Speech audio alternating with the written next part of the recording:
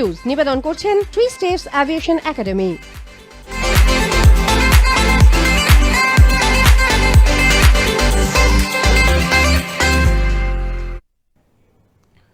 স্বাগত আরোহী নিউজে, আপনাদের সঙ্গে রয়েছে আমি ঋষিকেশ। আমাদের বিশেষ অনুষ্ঠান নিউজ ভিউজ, আর এই নিউজ ভিউজে আমরা এক একদিন এক একটি বিষয় নিয়ে আলোচনা করি। আমাদের সঙ্গে স্টুডিওতে উপস্থিত থাকেন অতিথিরা। আজকেই যেমন আমরা আলোচনা করব করোনায় কাজ হারিয়ে, এই শিরোনাম দেখে ইতিমধ্যে আপনারা নিশ্চয়ই বুঝে গিয়েছেন, কারণ এই প্যান্ডেমিক সিচুয়েশনের সময় বহু মানুষ কর্মহীন হয়ে পড়েছেন এবং বিশেষ করে যে রিপোর্ট পাওয়া যাচ্ছে, যৌথ রিপোর্ট থেকে যেটা দেখা যাচ্ছে যে সেখানে এই প্যান্ডেমিক সিচুয়েশনে প্রায় 2.5 মাসের মধ্যে 4 লক্ষরও বেশি সংখ্যক মানুষ, তরুণ প্রজন্ম, তারা কাজ হারিয়েছে। এবং আরেকটি রিপোর্টে দেখা যাচ্ছে প্রায় 1,80,000 বেকার হয়ে গিয়েছে এই প্যান্ডেমিক সিচুয়েশনে। ফলত স্বাভাবিকভাবেই প্রশ্ন উঠছে যে এমনিতেই দেশের অর্থনীতি করোনার আগে থেকেই যথেষ্ট খারাপ পর্যায়ে চলে গিয়েছিল, কারণ 4.2% ছিল জিডিপি। তারপরে এই প্যান্ডেমিক সিচুয়েশনে একের পর এক মানুষ, যুবক, তারা বেকার হয়ে পড়েছে। যে দুটো ইনফরমেশনের কথা আপনাদের বলছিলাম, তার মধ্যে যেটা দেখা যাচ্ছে যে একটি রিপোর্ট বলছে যে এই মহামারীর কারণে এশিয়ান ডেভেলপমেন্ট এবং ইন্টারন্যাশনাল লেবার অর্গানাইজেশন, তাদের যে রিপোর্ট সমীক্ষা, তাতে দেখা যাচ্ছে 41 লক্ষ তরুণ তারা বেকার হয়ে গিয়েছে। ফলত প্রশ্ন উঠছে যে এই এত সংখ্যক বেকার, এর আগেও প্রায় 45 বছরের যে রেকর্ড ছিল সেই রেকর্ডকে ভেঙে দিয়েছিল বেকারত্ব। তারপরে এত সংখ্যক মানুষ কোথায় যাবেন, কি করবেন, তারা যেমন দুশ্চিন্তার মধ্যে, হতাশার মধ্যে দিন কাটাচ্ছেন। এই সমস্ত বিষয়গুলো নিয়েই আমরা মূলত আজকে আলোচনা করতে চাইব, কারণ আজকে আমরা পেয়েছি মূলত দেশের শাসক দল বিজেপি প্রতিনিধি আমাদের সঙ্গে রয়েছেন। তাদের সঙ্গে আপনাদের আলাপ করে দিই। আমার সঙ্গে রয়েছেন দুজন বিশিষ্ট অতিথি। বিজেপির পক্ষ থেকে রয়েছেন রবি গুপ্ত। রবিদি, স্বাগত আপনাকে। রয়েছেন কংগ্রেসের পক্ষ থেকে সৌম্য আইচ। সৌম্যদা, আপনাকেও স্বাগত আমাদের এই অনুষ্ঠানে। অতিথিদের সঙ্গে এই বিষয়গুলো নিয়ে আমরা কথা বলবো, তবে তার আগে আপনাদেরকে দেখাবো একটি প্রতিবেদন। দেখব সেই প্রতিবেদন। জীবন নাকি জীবিকা, বেঁচে থাকতে হলে যে দুটোই প্রয়োজন। করোনা রোধে গোটা দেশে 24শে মার্চ থেকে টানা 2.5 মাসের লকডাউনের সিদ্ধান্ত নিয়েছিল সরকার। এর জেরে স্বাধীনতার পর থেকে সবচেয়ে বড় চ্যালেঞ্জের মুখে পড়েছে জীবিকা। যদিও দেশে মহামারীর কোপ শুরু হওয়ার আগে থেকেই জিডিপি 4% নেমে গিয়েছিল। একদিকে যখন দেশ অর্থনৈতিক মন্দার মুখে, তখন লকডাউন যেন অভিশাপ হয়ে নেমে এসেছিল দেশের মানুষের জীবিকার উপর। ইন্টারন্যাশনাল লেবার অর্গানাইজেশন ও এশিয়ান ডেভেলপমেন্ট ব্যাংকের তরফে চালানো যৌথ সমীক্ষার রিপোর্ট বলছে, শুধুমাত্র লকডাউন চলাকালীন দেশে প্রায় 41 লক্ষ তরুণ বেকারত্বের মুখে পড়েছেন। লকডাউনের জেরে রাতারাতি কাজ হারিয়েছিলেন কয়েক কোটি অসংগঠিত শ্রমিক। সংগঠিত ক্ষেত্রেও উঠে এসেছে এই ভয়াবহ সংকটের ছবি। Centre for monitoring Indian economy সাম্প্রতিক একটি রিপোর্টে জানাচ্ছে, এবছর এপ্রিল থেকে জুলাই পর্যন্ত এই 4 মাসে কাজ হারিয়েছেন প্রায় 1,80,00,000 কর্মী। তার মধ্যে আবার শুধু জুলাই মাসেই কর্মহীন হওয়ার সংখ্যা প্রায় 50 লক্ষ। এই পরিসংখ্যান রীতিমতো উদ্বেগজনক বলেই মনে করছেন দেশের নামী অর্থনীতিবিদরা। যদিও লকডাউন শেষ হওয়ার পর দেশের মোট কর্মসংস্থানের মধ্যে মাত্র 21% তরুণ সংগঠিত ক্ষেত্রে কাজ পান। সিএমআইর তথ্য বলছে, লকডাউনের ধাক্কা কাটিয়ে এপ্রিলের শেষ দিক থেকে অসংগঠিত ক্ষেত্রে কর্মসংস্থানের হার বাড়তে শুরু করেছে, যদিও তা অনেকটাই নির্ভর করে আছে দেশের গ্রামীণ অর্থনীতির উপর। কিন্তু এই ধাক্কা যে সহজে কাটিয়ে ওঠা যাবে এমনটাও নয়। অর্থনীতিবিদদের ধারণা, অতিমারি এবং তার জেরে লকডাউনে কর্মসংস্থানের ক্ষেত্রে বিরাট আঘাত করেছে। কবে দেশ অর্থনৈতিক দিক থেকে ফের মাথা তুলে দাঁড়াবে, উঠছে প্রশ্ন। ব্যুরো রিপোর্ট, আরোহী নিউজ। আপনাদের দেখালাম এবং যে দুটি তথ্যের কথা বলছিলাম, যে এশিয়ান ডেভেলপমেন্ট ব্যাংক এবং ইন্টারন্যাশনাল লেবার অর্গানাইজেশন, তাদের যে রিপোর্ট, যেখানে দেখা যাচ্ছে যে 41 লক্ষ তরুণ তারা কাজ হারিয়েছে। অপরদিকে আরেকটি সমীক্ষার কথাও আপনাদেরকে জানাচ্ছিলাম, যেখানে দেখা যাচ্ছে প্রায় 1,80,00,000 মানুষ এই গত 4 মাসে, এপ্রিলের পর থেকে তারা কাজ হারিয়েছে। Centre for monitoring Indian economy, তাদের এই রিপোর্ট, যে নিয়ে আমরা আজকে মূলত আলোচনা করব। আমি রুবিদি আপনার কাছে আসব। নিঃসন্দেহে এই ধরনের রিপোর্ট যখন প্রকাশিত হয়, শাসক দলের চিন্তা তো বাড়ায় কোথাও। এত সংখ্যক মানুষ বেকার হয়ে পড়ছেন, কি বলবেন আপনি? আপনি শাসক দল বলতে কি কেন্দ্রের শাসক দলের কথাই বলছি আমি। হ্যাঁ, কেন্দ্রের শাসক দলের কথা তো বলছেন, বাট আমাদের বাংলার অবস্থার পরিপ্রেক্ষিতে তো বলছেন। আমরা তো প্রথমে বাংলার উপরে কথা বলবো, তারপরে তো কেন্দ্রের উপরে কথা বলবো। আমাদের দেখুন, কেন্দ্রের বিভিন্ন প্রকল্প প্রধানমন্ত্রী বলেছেন, প্রধানমন্ত্রী সেগুলো ইন্ট্রোডিউস করেছেন। আমরা জানি যে সমস্ত এই কোভিডের জন্য অনেক মানুষ বেকার হয়েছেন, কর্ম হারিয়েছেন, সেটা আমরা জানি। কিন্তু সেই পরিপ্রেক্ষিতে দেখতে গেলে আমাদের বাংলার কথা যদি একবার আমরা বলি, আমরা তো অবভিয়াসলি ইন্ডিয়াস পার্সপেক্টিভে দেখবই, বাট আগে বাংলার কথা যদি বলি, বাংলাতে বেকারত্ব আমরা কোথায় দেখছি? মানুষ তো এখানে চাকরি তো পাচ্ছেন, চাকরি পাচ্ছেন না বাংলায়। চুরি আছে, সিন্ডিকেট আছে, তোলাবাজি আছে, ক্লাবগুলোকে টাকা দেওয়া রয়েছে, তাদের জন্য কাজ করার সব রকমের কর্মসংস্থানের ব্যাপার উনি বলেই দিয়েছেন কিভাবে করতে হবে। আমরা খুব সাম্প্রতিককালে একটা কথা শুনলাম, নো আর্নিং অনলি বার্নিং। এটা মুখ্যমন্ত্রীর জন্যই মানায়, মুখ্যমন্ত্রীর কাছ থেকে আমরা এই কথাটা শুনলাম, নো আর্নিং অনলি বার্নিং। সাধারণ মানুষকে টাকা দিতে গেলে, যারা কর্মহীন হয়ে পড়েছেন, যে সমস্ত শ্রমিকরা বাইরে অন্যান্য স্টেটে কাজ করতেন, তারা যখন ফিরে এসেছেন, তাদের এখন কোনো কাজ নেই, তাদেরকে কাজ দিতে গেলে পরে সেটা বার্নিং, মুখ্যমন্ত্রীর জন্য সেটা বার্নিং। কিন্তু যে সমস্ত লক্ষ লক্ষ টাকাগুলো ক্লাব দেশের বাইরে নয়, এটা নিঃসন্দেহে, সেলিব্রেশন বৃহত্তর যদি আকারে দেখি গোটা দেশের যে সমীক্ষা, সেটা কি কোথাও আপনাদের চিন্তা বার্নিং হচ্ছে না? কোথাও কি সেটা নিয়ে আপনাদের চিন্তা নেই? শুনুন, আনএমপ্লয়মেন্ট যেটা আপনি বলছেন, কর্মহীনতা, সেটা অনলি ভারতবর্ষের ক্ষেত্রে এক্সক্লুসিভ ম্যাটার নয়, এটা একটা গ্লোবাল ফেনোমেনা। আমরা সারা বিশ্ব জুড়ে যদি দেখি, সমস্ত জায়গায়, আপনি প্রত্যেকটি দেশ দেখুন, উন্নত দেশ দেখুন, এবং গত 45 বছরের রেকর্ড ভেঙে দিয়েছিল বেকারত্ব। সৌম্যদা কি বলবেন? আসবো দিদি, সৌম্যদা কি বলবেন? প্রথমে আরোহী সমস্ত দর্শকদের আমি আমার অভিনন্দন জানাচ্ছি। আমি অনেকদিন প্রথম আসছি আপনাদের এই চ্যানেলে। আমি কটা ডেটা বলি। দেখুন, বিতর্কর মধ্যে থাকার থেকে আমার মনে হয় বাস্তবে যতগুলো ডেটা থাকে, সেগুলোর যেটা আপনি শুরু করেছেন শুরুতে, আমার মনে হয় সেটা নিয়ে আলোচনা করাটা সেও। ভারতবর্ষে এই মুহূর্তে দাঁড়িয়ে প্যান্ডেমিক সিচুয়েশানে ভারতবর্ষে এই করোনা আবহে একটা অদ্ভুত পরিস্থিতির মধ্যে দিয়ে আমরা চলছি নিঃসন্দেহে, এবং সেটার এফেক্ট একটা আছে, এই বিষয়ে অস্বীকার করার কোনো জায়গা নেই, যেটা আমার কো প্যানেলিস্ট বলছিলেন। কিন্তু আপনাকে একটু পিছিয়ে যেতে হবে, বলে what is the situation exactly prevailing. আমি একটা ছোট্ট ডেটা আপনাকে বলি, এটা ভারত সরকারের লেবার ডিপার্টমেন্টের ডাটা। 2005 থেকে 2015, মানে 1 বছর মোদিজির গভর্নমেন্ট এবং তার আগে অন্যান্য গভর্নমেন্ট, 270 মিলিয়ন, মানে প্রায় 27 কোটির মতো মানুষ আউট অফ পভার্টি থেকে বেরিয়েছিলেন আর কি। এটা আমাদের কোনো পলিটিক্যাল পার্টির ডেটা নয়। আর ঠিক মার্চ 2015 থেকে 2020 মার্চ পর্যন্ত আপনার 40 কোটি লোক again back to the below poverty line. এটা ইউএনওর ডেটা। আচ্ছা, নাম্বার 2, যেটা আনএমপ্লয়মেন্টের কথা আপনি বারবার বলছেন, যে গত 45 বছরে ভারতবর্ষের আনএমপ্লয়মেন্ট ইন্ডেক্স মারাত্মক, একদম সর্বনিম্ন রেকর্ড। আমি একটা আপনাকে শুধু বলি, 2005 থেকে 2015 2% থেকে সেটা বেড়ে হয়েছিল 4.9%, আর ফিনান্সিয়াল ইয়ার 2015 থেকে সেই ডেটাটা বেড়ে 2020 জুন পর্যন্ত, মানে কোভিড জাস্ট ঢুকেছে, সেটা গিয়ে দাঁড়িয়েছে 11%। তো ভারতবর্ষে এই মুহূর্তে আপনার যে সিচুয়েশন, তাতে যে সরকার, ভারতবর্ষের একজন প্রধানমন্ত্রী, মাননীয় প্রধানমন্ত্রী, তিনি বলেছিলেন যে ভারতবর্ষে প্রতি বছর 2 কোটি মানুষের রোজগার দেবেন। তো 2 কোটি রোজগারের তো আমরা দেখতে পেলাম না। আমরা যেটা পেলাম সেটা হচ্ছে কতগুলো ভক্তি নির্ভর কথা, এবং সেই ভক্তি নির্ভর কথা থেকে আসল ভক্ত নির্ভর হয়ে বললেন, এবং তারপরে আমরা আত্মনির্ভর হয়ে বললাম। এবং সেটাতে কি হলো, অনেকগুলো জার্গানস পেলাম। যেমন ধরুন, মেক ইন ইন্ডিয়া আপনি শুনেছেন, স্কিল ইন্ডিয়া শুনেছেন, আপনি স্টার্ট আপ ইন্ডিয়া শুনেছেন, আপনি স্ট্যান্ড আপ ইন্ডিয়া শুনেছেন, আপনি ডিজিটাল ইন্ডিয়া শুনেছেন, আপনি 59 মিনিটসের লোন শুনেছেন, ইত্যাদি ইত্যাদি ইত্যাদি। কিন্তু হোয়াট ইজ দ্য ডেলিভারি? আমার বক্তব্য হচ্ছে, আমি কোভিড সিচুয়েশনটাকে যদি একটা এক্সট্রাঅর্ডিনারি সিচুয়েশনে বলি, তাহলে প্রি কোভিড সিচুয়েশনে ভারতবর্ষে 45 বছরে বেকারত্ব যে জায়গায় গিয়ে দাঁড়িয়েছে, যেটা আমি আপনাদের এক্ষুনি বললাম, যে জুন পর্যন্ত যদি ধরেন, তাহলে একটা ভয়ঙ্কর পরিস্থিতি ভারতবর্ষে।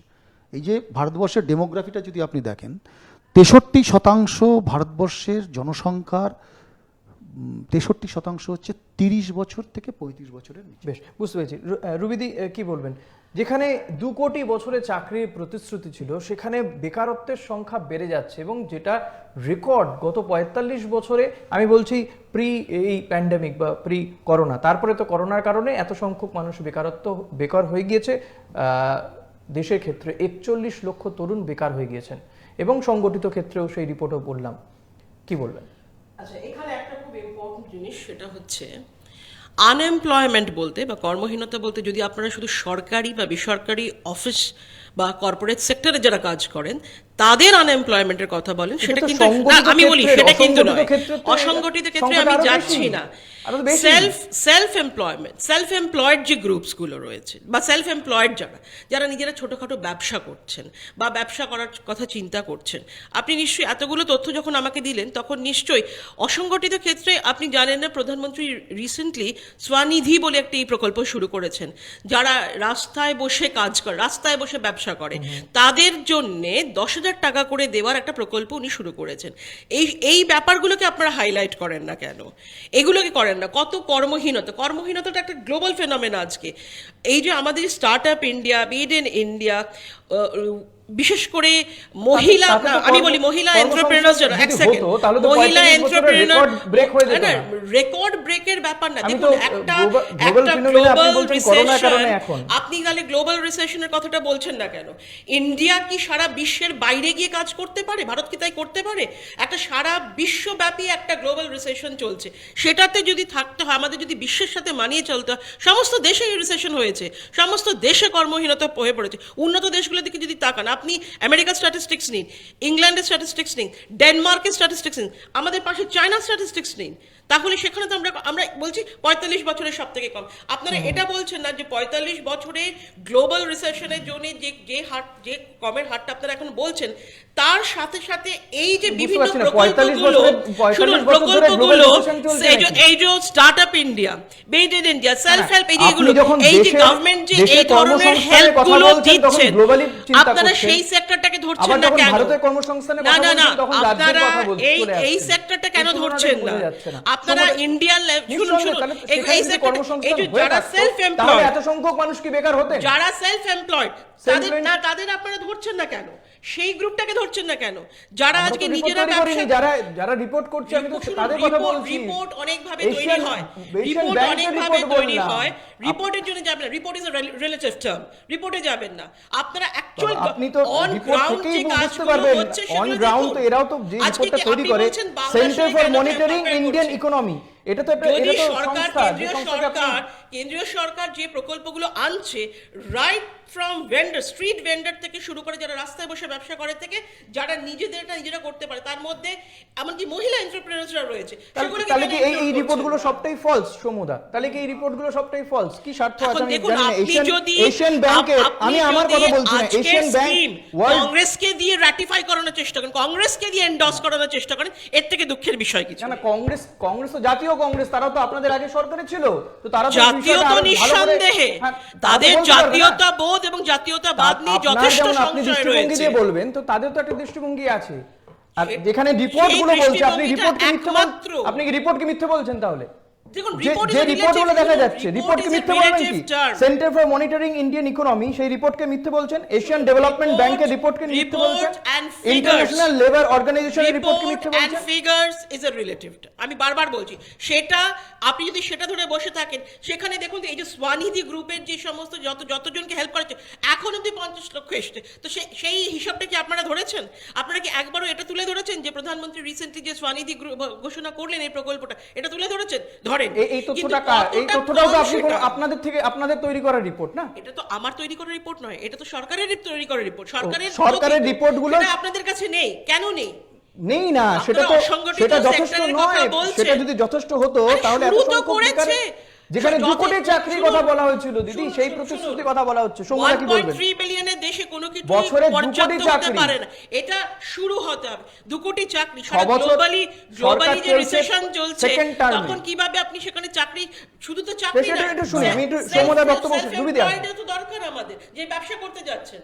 আমাদের কেন্দ্রীয় সরকার তো বারবার বলছেন শুধু সরকার বা বেসরকারি কোম্পানি থেকে তাকিয়ে থেকো না, নিজেকে নিজে তৈরি করো, যাতে নিজে আত্মনির্ভর স্বাবলম্বী হওয়ার কথা বলছেন। বেশ, বুঝতে পেরেছি আমি।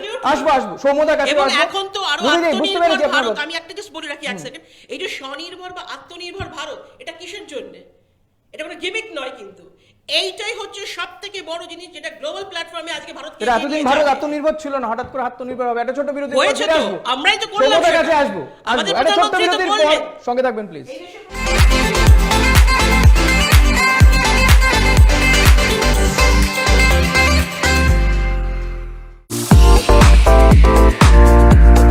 Wanna fly? Step towards 3 steps. Where we are different. World-class infrastructure, experienced faculties, hygienic atmosphere. We take all necessary precautions against COVID-19. Meet the aviation professionals and build your dream career with 3 Steps Aviation.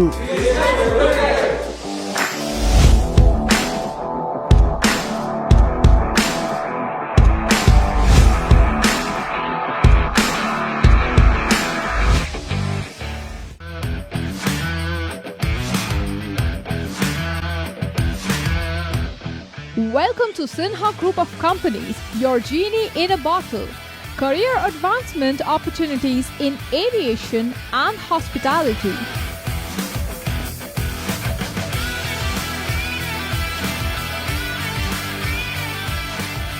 Organic farming, the evolving science of India's healthy future. Digital marketing of the next generation. Income tax consulting and other legal services. Home furnishing and decor, bringing your dream house to life. We know what you desire, so unleash your genie with Sinha Group of Companies and let the magic begin. Sinha Group of Companies, dream with India.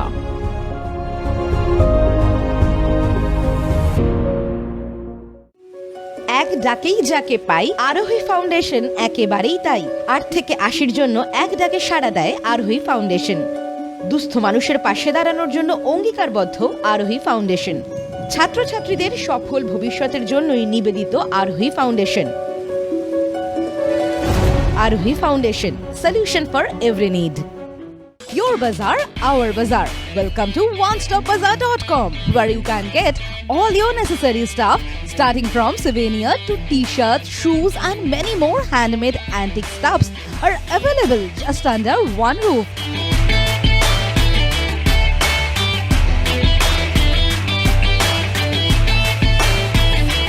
Our stores are available at airports like Kolkata, Guwahati, Imphal, Bagdogra, and you can also find us at City Center too. We are just one click away to serve your need. Visit onestopbazaar.com or www.onestopbazaar.com. Feel the Indiana.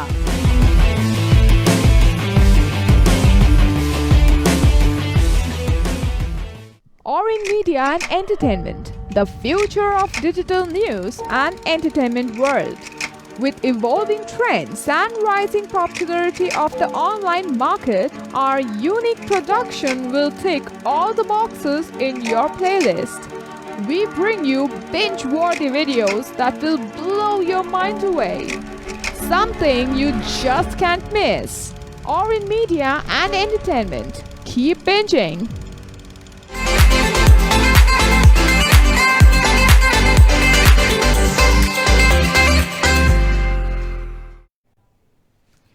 ফিরলাম বিরতির পর। আপনারা দেখছেন আমাদের বিশেষ অনুষ্ঠান corona এক কাজ হারি। আপনাদের সঙ্গে রয়েছি আমি ঋষিকেশ। আমাদের স্টুডিওতে রয়েছেন দুজন বিশিষ্ট অতিথি। আমি সৌম্যদা আপনার কাছে আসবো, যে বিষয়ে রবিদি যে কথা বলছেন, যে দেশে তো নিঃসন্দেহে মেকিং ইন্ডিয়া বা স্কিল ইন্ডিয়া দৌলতে আরও বেশি সংখ্যক মানুষ তারা নিজেরা স্বাবলম্বী হচ্ছেন, আত্মনির্ভর ভারতের কথা বলছেন প্রধানমন্ত্রী নরেন্দ্র মোদী। না, আমি উনি যে কথাগুলো বলেছেন সেই কথাগুলো উনি ওনার মতো করে বলেছেন।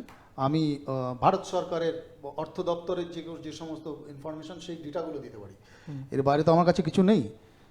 তো আমি উনি বললেন যে অদ্ভুত একটা মানে থিওরি পেলাম যে শুধুমাত্র আনঅর্গানাইজ সেক্টরে বোধহয় যে আনঅর্গানাইজ সেক্টর নোটবন্দির পরে ভারতবর্ষে যে কী পরিস্থিতি হয়েছে তার একটা ছোট্ট উদাহরণ আপনাকে দিই। যেমন জিএসটি টার্গেট, আনএমপ্লয়মেন্ট সেক্টরের আপনি যদি আনঅর্গানাইজ সেক্টর ধরেন এবং ব্যবসায় যদি খুব উন্নতি করে থাকে, তাহলে জিএসটি টার্গেট গত বছরে যে টোটাল ফিনান্সিয়াল যে টার্গেট ছিল 18 লক্ষ কোটি টাকা। এটা নির্মলা সীতারামনজি যিনি অর্থমন্ত্রী তিনি বলেছেন সেটা অ্যাচিভ হয়েছে গত বছরে 6 লাখ কোটি টাকা, 6 lakhs crore, মানে তার ডেফিসিট ক্যালকুলেশন। তাহলে এইটা কোথা থেকে দাঁড়ায় আমি বুঝতে পারছি না। আচ্ছা, 2 নম্বর কথা হচ্ছে সভারেন রেটিং। ভারতবর্ষে যে সভারেন রেটিং কমে গেলে ভারতবর্ষের লেন্ডিং ক্যাপাসিটি, লেন্ডিংটা আপনার ইয়েটা কমে যায়, মানে গ্রেডটা কমে যায়, ইন্টারেস্ট রেটের গ্রেড কমে যায়। উনি কোথা থেকে পেলেন আমি জানি না। এই ভারতবর্ষের আত্মনির্ভর তো হচ্ছে, কারা আত্মনির্ভর হচ্ছে? 1% মানুষ আত্মনির্ভর হয়েছে, যাদের কাছে অক্সফাম বলছে যাদের কাছে 70 গুণ সম্পত্তি গেছে, আদানি আম্বানি, যাদের 63% ইনক্রিজ হয়েছে সম্পত্তির। গত 47 বছরে রুরাল স্পেন্ডিং, ভারতবর্ষের রুরাল স্পেন্ডিং গত 47 বছরের মধ্যে সব থেকে কম হয়েছে এই লাস্ট 6 ফিনান্সিয়াল ইয়ার। আমি জাস্ট একটা ক্লোজ করে দিই প্লিজ।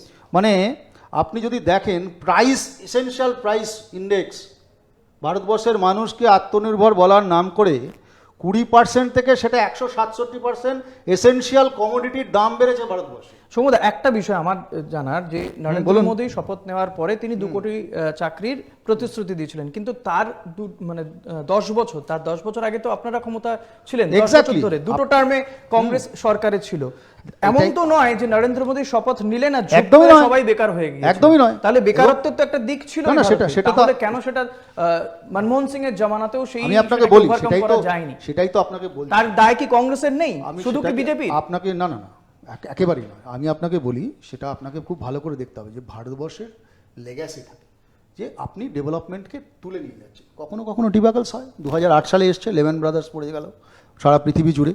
আমি তো সেটাই বলছি, আপনার 2005 থেকে 2015 পর্যন্ত যে 27 কোটি মানুষকে আপনি পভার্টি লাইনের বাইরে নিয়ে আসতে পেরেছিলেন, আপনি যে গভর্নমেন্টই থাকুক, ভারতবর্ষের ভারতের সরকার, আপনার সরকার, আমার সরকার, কংগ্রেস হোক, বিজেপি হোক, যেই হোক, আমার কথা হচ্ছে আপনি তার কাজ নিয়ে আপনি তার আলোচনা করুন।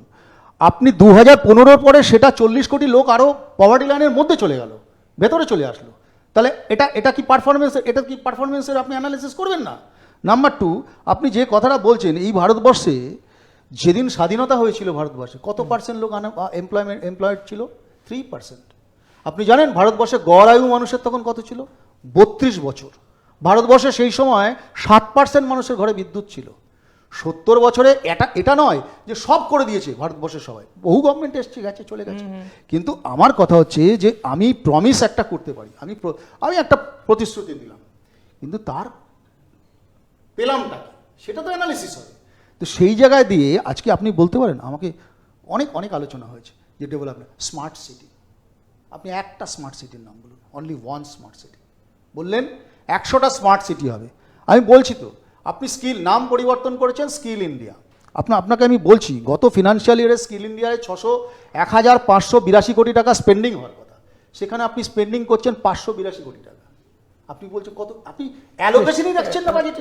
রুবিদির কাছে এর উত্তর চাইবো, যে একাধিক প্রশ্ন আপনার, সেই উত্তর রুবিদির কাছেই চাইবো। আচ্ছা, এখানে খুব জরুরি বলা যে এই যে কর্মহীনতার কথা আপনি বলছেন, আমরা অনেক ফিগার্স দিতে পারি। হ্যাঁ, কংগ্রেসের তো এখন কাজই হচ্ছে বসে বসে পুঁথি বার করা আর সেখান থেকে ফিগার বার করা আর কম্পেয়ার করা, কিন্তু ওরা এটা জানে না যে মানুষের কাছে যদি এই সরকারের গ্রহণযোগ্যতা না থাকতো, যখন আমি বলছি গ্রহণযোগ্যতা, সেখানে কিন্তু আমি এমপ্লয়মেন্ট, আমাকে বলতে দিন, এমপ্লয়মেন্ট আমি ইনক্লুড করে বলছি, তাহলে পরে দ্বিতীয় টার্মে ফিরে আসতো না।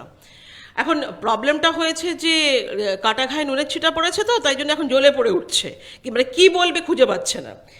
50,000 কোটি টাকা বরাদ্দ করা হয়েছে কাদের জন্য? না, পরিযায়ী শ্রমিকদের জন্য, গরিব কল্যাণ রোজগার যোজনা, সেটা ওনাদের চোখে পড়ে না, স্বানিধি তো পড়েই না। এখানে কি বলেছে যে যেখানে স্বস্থানে রয়েছেন সেখানে তাদের মতো একটা কর্মসংস্থান খুঁজে দেওয়ার মতো ব্যবস্থা করা হবে সরকারের তরফ থেকে। স্কিল ম্যাপিং, যেটা আগের সরকার কোনোদিন ভাবতেই পারেনি, এগুলো নিয়ে ওনারা কোনো কথা বলবেন না। কিন্তু এই যে স্কিল ম্যাপিংটা তো অর্গানাইজ সেক্টরের জন্য, ওটা তো আর আনঅর্গানাইজ সেক্টরের জন্য নয়। এই স্কিল ম্যাপিংয়ে যে এত বড় এই ধরনের একটা প্রজেক্ট নামানো, সেটা কে নামিয়েছে? কোন সরকার নামিয়েছে? ক% চাকরি পেল, প্রতিকূল অবস্থাগুলো কতগুলো এসেছে সেগুলো আপনি দেখুন। শুধু ভারতবর্ষের পার্সপেক্টিভে দেখবেন না, গ্লোবাল ফেনোমেনাটা দেখুন। সারা বিশ্বে একটা অর্থনৈতিক রিসেশন এসেছে, এটা কি কোনো অর্থনীতিবিদ এটাকে নাকচ করতে পারবে? পারবে না। সেই অনুপাতে দাঁড়িয়ে ভারত সর্বকুল চেষ্টা করে গেছে। এবং সব থেকে বড় জিনিস, এখন তো আমাদের বিভিন্ন প্রকল্প কেন্দ্র থেকে শুরু করেছে, যেগুলোর আওতায় বিভিন্ন রকম সেক্টরের মানুষ পড়ছে। অর্গানাইজ সেক্টরেও পড়ছে, আনঅর্গানাইজ সেক্টরেও পড়ছে, এমনকি স্ট্রিট ভেন্ডাররা পর্যন্ত পড়ছে। তো সেগুলোকে আপনারা কেন ফোকাসে আনেন না? সেগুলো সম্পর্কে কেন বলেন না? সেগুলোই কি যথেষ্ট? তারপরেও তো দেখা যাচ্ছে যে এত সংখ্যক শুনুন, এটা তো একটা, আমি তো যুবক, বারবার যুবতী বলি, বেকার হয়ে পড়ছে। শুনুন, আমি বারবার বলি, সেগুলো তার মানে প্রগতিটা যথেষ্ট কোনো নয়। একটা ফুল স্টপের আওতায় আসে না। এটা একটা প্রসেস, শুরু করা দিয়ে কথা। কোন গভর্নমেন্ট, এর আগে কোন সরকার এরকম ভাবে মানুষের সম্পর্কে চিন্তা করেছে? স্ট্রিট ভেন্ডার যারা রাস্তায় বসে বিক্রি করে, সেই সমস্ত মানুষদের জন্য চিন্তা করেছেন? যারা মনে করে রাস্তায় আমি একটা কাপড় বিছিয়ে দোকান দিয়ে বসবো, এদের জন্য কে চিন্তা করেছে? আপনি আমাকে বোঝান তো। না বাংলার কোনো সরকার চিন্তা করেছে, না কেন্দ্রের কোনো সরকার চিন্তা করেছে। এত বছর ধরে তো রাজত্ব করে গেছে। স্বাধীনতার কথা বলছি, স্বাধীনতার কথা ওড়াচ্ছে, স্বাধীনতার পর থেকে তো ওনারাই ছিলেন বছরের পর বছর। আজ অব্দি কি চিন্তা করেছে? সাধারণ মানুষের জন্য বলি, বিজেপি বলি, সরকার তাহলে বর্তমান সরকারই ভাবছে, আপনারা কোনোদিন ভাবেননি? না, উনি একটা খুব ভালো যুক্তি দিয়েছেন। যদি আমরা যেহেতু জিতেছি, তাই তার সমালোচনা করা যায় না। তা পশ্চিমবঙ্গে তো 9 বছরের একটা সরকার আছে, তাহলে তারও ডিবাকলস নিয়ে আলোচনা করা যাবে না? তারাও তো সংখ্যাতত্ত্বের হিসেবে গ্রহণযোগ্যতা আছে। গ্রহণযোগ্যতা না, আছে, অন্তত তাই রুবিদির জিতেছে। যুক্তিতে না তাই না, ঠিক আছে, বোঝায়। আমি 1 মিনিট বলি না। আমার অ্যালায়েন্সে তো ভেতরে গিয়ে অ্যালায়েন্স তো আপনারাই করছেন। ফলে অনেক কিছুতেই থাকে যেখানে আপনারা ভেতরে গিয়ে সমস্ত আলোচনা করে দেন, বাইরে এসে দেখেন যেন কত যুদ্ধ বলি তাহলে হচ্ছে। আমার এবার সৌম্যদা উনি বলুন। একটা সুন্দর পয়েন্ট বলেছেন যে পশ্চিমবঙ্গে পরিযায়ী, মানে ভারতবর্ষে পরিযায়ী শ্রমিকদের জন্য 50,000 টাকা গরিব কল্যাণ গরিব কল্যাণ। পশ্চিমবঙ্গের ওটার ক্রাইটেরিয়াটা বলে দিই। আমি তো বাংলার মানুষ, কে তৃণমূল সরকার, কে বিজেপি সরকার, আমার ওটাতে দেখার বোধহয় পশ্চিমবঙ্গ নেই। আমি জানতে কল্যাণ চাই, আমি রোজগার জানতে যোজনা। চাই। কেন আপনি নেই? জানেন তো? কেন নেই? আপনি কেন জানেন তো? রাখা হয়নি? কেন 25,000 রাখা হয়নি? ওই তো কে মরিনি, রাখেনি? উত্তর নিতে কে পারেন। রাখেনি? উত্তর না, নেওয়া নেই। না, পুরোটাই কে বিহারকে রাখেনি? লক্ষ্য করে। না, না, না, কে সারা রাখেনি? ভারতবর্ষের 3টে স্টেট, কে রাখেনি? 90% উত্তরপ্রদেশ, যেই সমস্ত Madhya Pradesh and Bihar.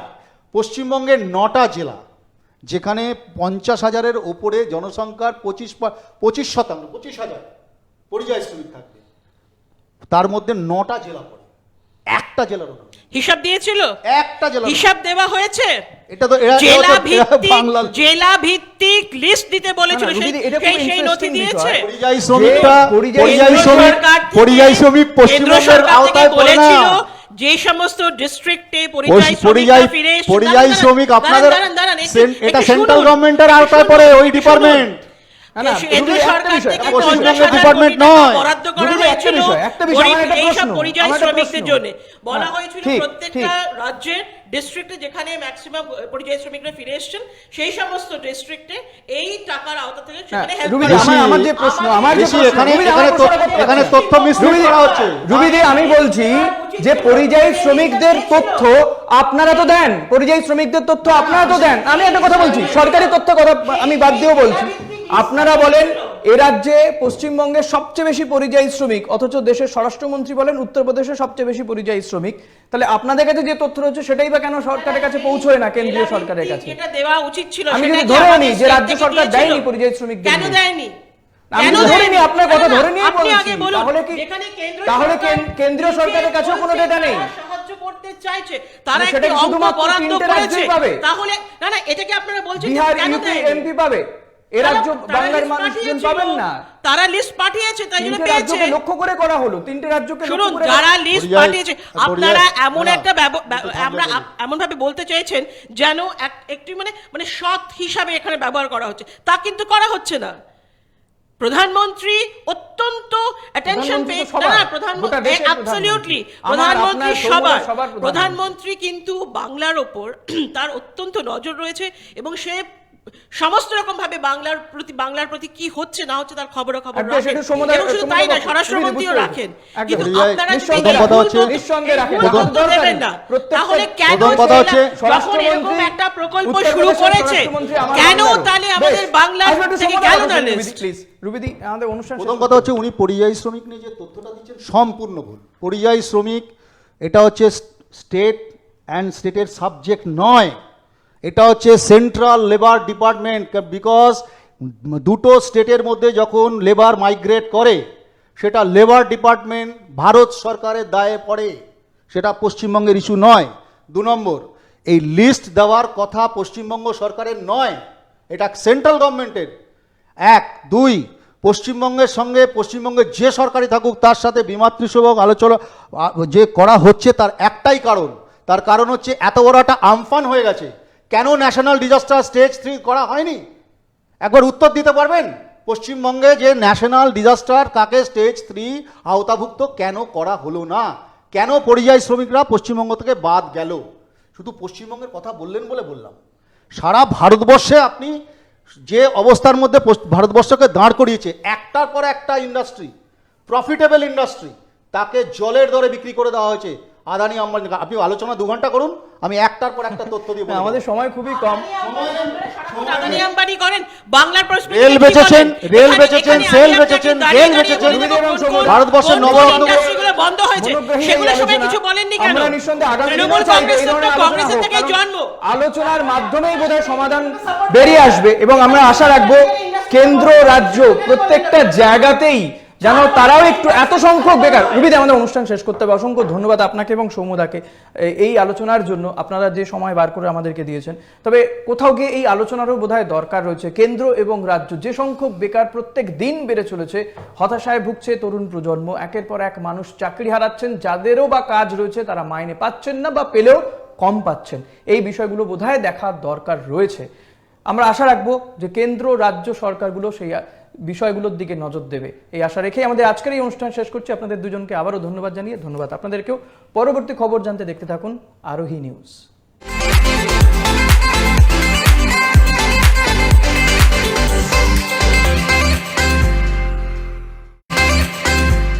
News views নিবেদন করলেন 3 স্টেটস এভিয়েশন একাডেমি।